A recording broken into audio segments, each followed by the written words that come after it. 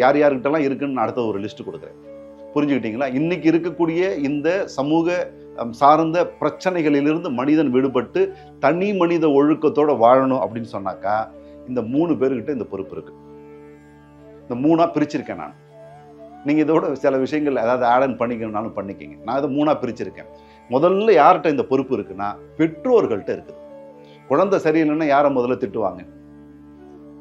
பெற்றோர்களை தானே திட்டம். என்னப்பா பிள்ளை இப்படி வளர்த்துருக்கியே அப்படின்னு தானே கேட்பாங்க. அப்போ அந்த பெற்றோர்கள்ட்ட அந்த பொறுப்பு இருக்குது. 2வது அரசு. இப்ப சமூகத்துல ஏதாவது ஒரு பிரச்சனை ஏற்பட்டுச்சுன்னா நம்ம என்ன சொல்றோம்? அரசு சரியில்லை, அரசு இயந்திரம் சரியில்லை, காவல்துறை சரியில்லைன்னு ஒட்டுமொத்தமா ஒரு விஷயத்தை நம்ம குற்றம் சொல்றோம் இல்லையா? அப்ப அதுதான் அரசு. 2வது பள்ளிகள். அங்க இருக்கக்கூடிய ஆசிரியர் பெருமக்கள். இது 3த்தையும் நான் ஒரே லைன்ல கொண்டு வந்துட்டேன் நான். அரசு, அப்புறம் பள்ளிகள், அதுக்கப்புறம் ஆசிரியர் பெருமக்கள். இவங்க கிட்ட அந்த பொறுப்பு இருக்குது. எந்த பொறுப்பு இருக்குது? ஒரு மனுஷன் தனி மனிதன் ஒழுக்கத்தோட வாழ்வதற்கான பொறுப்பு இவங்க கிட்ட இருக்குது. சமூகத்துல கலாச்சார சீரழிவு ஏற்படாம தடுக்க வேண்டிய பொறுப்பு இவங்க கிட்ட இருக்கு.